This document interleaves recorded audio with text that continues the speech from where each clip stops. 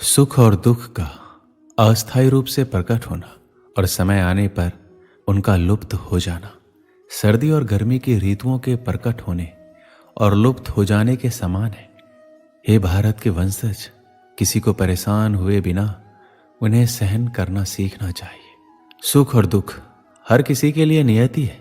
यदि आप आज खुश हैं तो निश्चित रहें कि संकट आएगा, और यदि आप आज खराब स्थिति में हैं तो निश्चित रहें कि कल सूरज उगेगा। ये संसार द्वंद्व का स्थान है और द्वंद्व आते जाते रहेंगे। हमें अर्जुन की तरह सहन करना और अंततः आगे बढ़ना सीखना चाहिए। अविनाशी, अपरिमेय और शाश्वत जीव के भौतिक शरीर का अंत निश्चित है। इसलिए हे भारत के वंशज, युद्ध करो। संघर्ष से कभी पीछे मत हटो। संघर्ष ही आपको आपके लक्ष्य तक लेके जाएगा। कृष्ण कहते हैं कि हमें जो भी समय मिला है हम इस संसार में रहें और संघर्ष करें। हिम्मत मत हारो। हमें अपना सौंपा हुआ कर्तव्य अवश्य निभाना चाहिए। शरीर अस्थायी है और इसके साथ आने वाले दुख और सुख भी अस्थायी है। उनसे बहुत ज़्यादा लगाव ना रखें। आराम के जाल या भ्रम में ना पड़े। इस संसार में कुछ भी स्थायी नहीं है। मौसम की तरह सब कुछ आता जाता रहता है। कृष्ण इस दुनिया का वर्णन इस प्रकार करते हैं कि ये दुनिया दुखों से भरा हुआ है और इसलिए इस दुनिया का आनंद लेने और हमेशा के लिए आराम से रहने की आकांक्षाएं कभी मत खो देना। जब हम झूठा सोचते हैं हम कभी नहीं मरेंगे और मेरा नाम, प्रसिद्धि, पैसा, शक्ति आदि ही खुशी के एकमात्र स्रोत हैं जो आपके साथ कभी नहीं जाते। हम शरीर नहीं है, हम एक आत्मा है। इसलिए हमें शारीरिक स्तर को पार करने और आत्मा के साथ संबंध और पहचान खोजने में सक्षम होने की आवश्यकता है। आत्मा को ना कभी किसी हथियार से काटा जा सकता है, ना आग से जलाया जा सकता है, ना पानी से गीला किया जा सकता है, ना हवा से सुखाया जा सकता है। यह व्यक्तिगत आत्मा अटूट और अघुलनशील है, सर्वत्र विद्वान है, अपरिवर्तनीय है, अचल है और सदैव एक समान है। हमें शाश्वत कल्याण के लिए आत्मा के रूप में हमारी पहचान को जानना इतना महत्वपूर्ण है। महान कुरु मंत्री विदुर ने धृतराष्ट्र को शास्त्रों के उच्च सिद्धांतों में बताया कि परिवार की खातिर किसी बच्चे को छोड़ा जा सकता है, गांव की खातिर एक परिवार को त्यागा जा सकता है, शहर के लिए गांव को छोड़ा जा सकता है, दुनिया की खातिर एक शहर को अस्वीकार किया जा सकता है और आत्मा के लिए संपूर्ण संसार का त्याग किया जा सकता है। इसलिए कृष्ण कहते हैं कि अन्य महान अध्यात्मवादी और भगवान के भक्त इसकी पुष्टि करते हैं कि हमें आत्मा के बारे में सीखना चाहिए और स्वयं की खोज करनी चाहिए। ये बहुत महत्वपूर्ण है, चूंकि आध्यात्मिक प्राणी के रूप में स्वयं का ज्ञान वह आधार तैयार करता है जिस पर हम आध्यात्मिक रूप से विकास करना जारी रख सकते हैं। आप जानते हैं कि आत्महत्या कोई भी विकल्प नहीं है। ये शरीर तुम्हारा नहीं है, यह आपको एक कारण से दिया गया है और शरीर के साथ आने वाली हर चीज को सहजता से लिया जाना चाहिए, उसके अनुसार व्यवहार किया जाना चाहिए। जब कृष्ण हमसे दुख और सुख सहन करने के लिए कहते हैं तो वो चाहते हैं कि हम भौतिक वास्तविकता से परे और आत्मा में स्थित हो। यदि हम मरे नहीं हैं तो हम केवल मजबूत ही हो रहे हैं। श्री कृष्ण भगवान ने भागवत गीता में 4 ऐसी बातों का वर्णन किया है जो आपके जीवन में उतारना बहुत जरूरी है। हर मनुष्य को हमेशा अहंकार और क्रोध से दूर रहना चाहिए, क्योंकि अहंकार और क्रोध किसी भी मनुष्य के दिमाग को उसी तरह खा लेता है जिस प्रकार लकड़ी में लगा हुआ दीमक।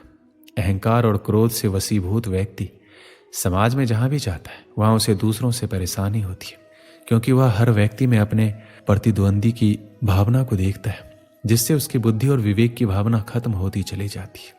भागवत गीता में कहा गया है कि हर व्यक्ति को आत्म मंथन करना चाहिए, क्योंकि आत्म मंथन अहंकार को खत्म कर देती है। श्री कृष्ण कहते हैं अहंकार व्यक्ति को अज्ञानता की तरफ ले जाती है। इसलिए जीवन में सफलता चाहने वाले व्यक्ति को हमेशा अहंकार और घमंड से दूर रहना चाहिए। श्री कृष्ण कहते हैं मनुष्य के निर्माण उसके विचारों से ही होता है और मनुष्य जैसा सोचता है वैसा ही बन जाता है। इसलिए हर मनुष्य को हमेशा सकारात्मक और अच्छे सोचों के साथ अपना जीवन बिताना चाहिए। अगर आपके मन में अच्छे विचार होंगे तो आपका जीवन भी अच्छा होगा, लेकिन अगर आपके मन में बुरे विचार होंगे तो आपके जीवन में बुराई की स्थिति बन सकती है। श्री कृष्ण कहते हैं यदि हम अपने को बलवान बनाना चाहते हैं तो हमें अपने मन में ये जरूर सोचना चाहिए कि हम बलवान हैं, क्योंकि बलवान होने की सोच ही हमें बलवान बना सकती है। अगली बात श्री कृष्ण कहते हैं कि आलस्य, डर और कायरता मनुष्य के वो दुश्मन है जो उसे सफल होने से रोकते हैं। अगर आपको सफल होना है तो आपको अपना आलस्य त्यागना होगा, अगर आप आगे बढ़ना चाहते हैं तो आपको अपना डर छोड़ना होगा। एक आलसी और डरपोक व्यक्ति ना अपने लक्ष्य को पा सकता है, ना ही अपने सपनों को पूरा कर सकता है, ना ही वह किसी युद्ध में विजय प्राप्त कर सकता है। इसलिए अगर आप अपने लक्ष्य को पाना चाहते हैं, अपने सपनों को पूरा करना चाहते हैं और अपनी जिंदगी से आलस्य और डर को निकाल दीजिए, क्योंकि डर आपको वह सभी काम करने से रोकता है जो आप करना चाहते हैं, और आलस्य आपको वो काम करने ही नहीं देना चाहता जो आप कर सकते हैं। आखिर में कृष्ण कहते हैं कि आलस्य, डर और कायरता मनुष्य के वो दुश्मन है जो उसे सफल होने से रोकते हैं। दोस्तों, अगर आपने इन बातों को समझ लिया तो आपकी सफलता निश्चित है। एक समय की बात है, महाभारत के युद्ध के बाद युधिष्ठिर ने राजा के रूप में शासन करना शुरू किया। युधिष्ठिर अपनी दानवीरता और उदारता के लिए प्रसिद्ध था। जो कोई भी दान पाने की इच्छा से युधिष्ठिर के पास जाता, वह कभी खाली हाथ नहीं लौटता। एक बार देर रात को एक भिखारी महल के दरवाजे पर आया और दान मांगने लगा। उस समय राजा युधिष्ठिर सो रहे थे। रानी द्रौपदी ने उन्हें जगाया, लेकिन युधिष्ठिर ने कहा, मैं बहुत थक गया हूं। भिखारी को सुबह तक इंतजार करने के लिए कहें। कल सुबह उठने के बाद मैं उसे उसके वजन के बराबर सोने के सिक्के दूंगा। द्रौपदी ने यह बात भीम को बताई। भीम ने जब यह बात सुनी तो वह तेजी से उस बड़ी घंटी के पास गया जो महल की छत पर थी, और वो घंटी सिर्फ तब बजाई जाती थी जब राजा युधिष्ठिर कोई बड़ा युद्ध जीत कर वापस आते थे। भीम बिना रुके उस घंटी को जोर जोर से बजाने लगा। घंटी की आवाज़ सुनकर हर किसी को लगा कि राजा युधिष्ठिर किसी महान युद्ध को जीतकर वापस आए। ये देखने के लिए सभी पांडव और राज्य के लोग वहां एकत्रित हुए। काफी देर तक घंटी बजती रही। अंत में राजा युधिष्ठिर को भी उठना पड़ा। गुस्से में उन्होंने भीम से पूछा, तुम इतनी रात को घंटी क्यों बजा रहे हो? भीम ने विनम्रता पूर्वक उत्तर दिया, ऐसा इसलिए है क्योंकि आज आपने बहुत ही बड़ी जीत हासिल की है। यह सुनकर राजा युधिष्ठिर चौंक गए और पूछा, ये तुम क्या कह रहे हो? भला इतनी रात को मैंने कौन सा युद्ध जीत लिया है? भीम ने उत्तर दिया, बड़े भाई, आज आपने समय को ही जीत लिया है। आपने महारानी से कहा कि भिखारी को दान कल सुबह मिलेगा। अब यह घोषणा तो कोई तभी कर सकता है जब वह समय के साथ जीत हासिल कर ले। क्या आपको यकीन है कि कल सुबह तक आप दान देने के लिए जीवित रहेंगे, या फिर ये भिखारी से प्राप्त करने के लिए जीवित रहेगा? ये सुनकर युधिष्ठिर को भीम की बात का एहसास हुआ। उन्होंने तुरंत उस भिखारी को अंदर बुलाया और उसे दान दे दिया।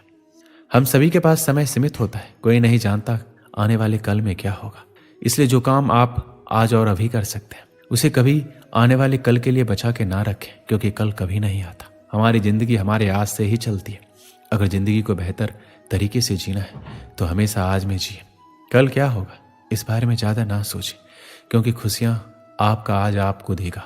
हो सकता है वो खुशियाँ कल आ ही ना पाए। इसलिए कल की टेंशन ना लेकर अपनी लाइफ को एंजॉय करें, क्योंकि ये समय अगर चला गया तो फिर कभी वापस लौट कर नहीं आएगा। जो लोग समय की वैल्यू नहीं समझते वो अक्सर आज का काम कल पर टाल देते हैं, फिर चाहे वो काम कितना भी जरूरी क्यों ना हो। ऐसे लोग खुद का समय तो बर्बाद करते हैं और साथ ही वो दूसरों का समय भी बर्बाद करते हैं। कोई भी काम चाहे वो बहुत ज़रूरी हो या ना हो, लेकिन अगर वो काम अगर आप आज कर सकते हैं तो उसे कभी कल पर ना टालें। काम को टालते रहने की आदत कई बार हमारे लिए और साथ दूसरों के लिए भी मुसीबत बन जाती है।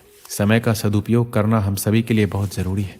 बर्बाद हुआ समय कभी लौट कर वापस नहीं आता। जो काम सही समय पर हो सकता है उसे करने में कभी देरी ना करें।